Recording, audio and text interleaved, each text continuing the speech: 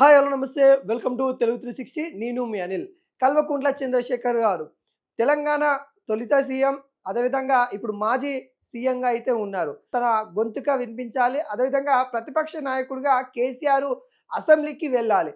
కానీ తను ఈ 15 నెలలైనా కానీ వెళ్ళింది 2 సార్లనే మనకు తెలుసు.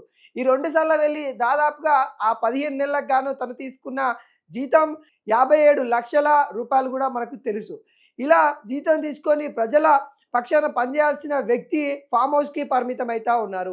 ఒకవైపు బీజేపీ వాళ్ళైతే మరి క్యాంపస్ ఏదైతే ఎమ్మెల్యే క్యాంపస్ ఉంటుందో టూలెట్ పెట్టిన సందర్భం కనబడతా ఉంది. అదేవిధంగా కాంగ్రెస్ నాయకులైతే కేసీఆర్ రాజీనామా చేయాలి, లేకుంటే అసెంబ్లీకి అన్నా వెళ్ళాలి అన్నట్టుగా వాళ్ళు చెప్తా ఉన్న సందర్భం అయితే కనబడుతుంది. అదేవిధంగా మల్లన్న సాగర్ నిజంగా ఆయన సీఎం హయాంలో ఉన్నప్పుడు మల్లన్న సాగర్ బాధితులు ఎవరైతే ఉన్నారో వాళ్ళకి నష్టపరిహారము, వాళ్ళ భూమి ఎంత పోతుందో అంత భూమి ఇస్తాము, ఎవరైతే ఇల్లులు కోల్పోతా ఉన్నామో వాళ్ళకి ఇల్లులు ఇస్తామని కూడా హామీలు ఇచ్చారు. కానీ ఆ హామీలు ఎంతవరకు నెరవేరినాయి అంటే చాలా తక్కువనే చెప్పుకోవచ్చు. వాళ్ళు కూడా ఇప్పుడు ఆందోళన చేస్తూ ఉన్నారు. మీ హయాంలో ఇస్తా అన్నది ఇయ్యకపోగా ఇప్పుడు మా సమస్యల గురించి మీరు అసెంబ్లీకి వెళ్ళి మాట్లాడాలి కదా, మీరు ఫామ్ హౌస్లో ఎందుకుంటా ఉన్నారు, మేము ఫామ్ హౌస్ ముట్టడిస్తామన్నట్టు కూడా బహిరంగ లేఖ రాశారు మల్లన్న సాగర్ బాధితులు. అదేవిధంగా ఇటు కాంగ్రెస్ వైపు, ఇంకొక వైపు బీజేపీ, ఇంకొక వైపు మల్లన్న సాగర్ బాధితులైతే కల్వకుంట్ల చంద్రశేఖర్ పైన అయితే దండయాత్ర చేయడానికి సిద్ధమవుతా ఉన్న తరుణాలు అయితే కనబడతా ఉన్నాయి. ఏదైతే ఎమ్మెల్యే హోదాలో ఉండి, ప్రతిపక్ష నాయకుడు హోదాలో ఉండి తెలంగాణ ప్రజల పక్షాన అసెంబ్లీలో గొంతుకై మాట్లాడాల్సిన వ్యక్తి ఫామ్ హౌస్కే పరిమితం అవుతా ఉన్నారు. ఎందుకు ఇట్లా ఫామ్ హౌస్కి పరిమితం అవుతా ఉన్నారు అనే విషయం పైన అక్కడ ప్రజలు కూడా ఆవేశం వ్యక్తం చేస్తారు.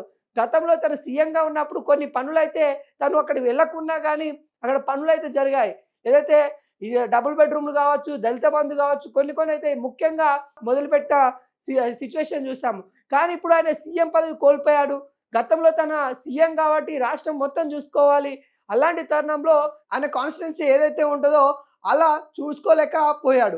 కానీ ఇప్పుడు ఆయనే ప్రతిపక్ష నాయకుడిగా ఉన్నారు, అక్కడ ఒక ఓన్లీ ఆయన ఎమ్మెల్యేగా ఉన్నారు. ఇప్పటికైనా ఫామ్ హౌస్లో ఉండే బదులు అక్కడ ప్రజల ఏ విధంగా సమస్యలతో బాధపడుతున్నారో తెలుసుకోవచ్చు కదా అని ప్రజలైతే మండిపడతా ఉన్న పరిస్థితి అయితే కనబడతా ఉంది.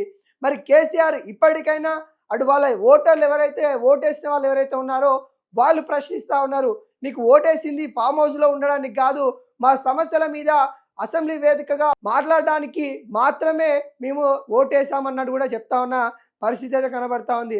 అంటే ఈ అసెంబ్లీ సెషన్కి అయితే ఇప్పటివరకు అయితే రాలేదు. దాదాపుగా తను తీసుకున్న శాలరీ జీతానికి తను న్యాయం చేస్తూ ఉన్నాడా? అత్యధికంగా ఒక నెలకి 4 లక్షల జీతం తీసుకుంటా ఉన్నావు, మరి ఏం పని చేస్తా ఉన్నావు, ప్రజల కోసం ఏం చేస్తా ఉన్నావు, తెలంగాణ రాష్ట్రం కోసం ఏం చేస్తా ఉన్నావు, మరి ప్రతిపక్ష హోదాలో ఉండి మీరేం చేస్తా ఉన్నారు అన్నట్టు కూడా సాధారణ ప్రజలు కూడా కేసీఆర్ని ప్రశ్నించే రోజు వచ్చిందని కూడా మనకైతే ఇప్పుడు కనబడతా ఉంది.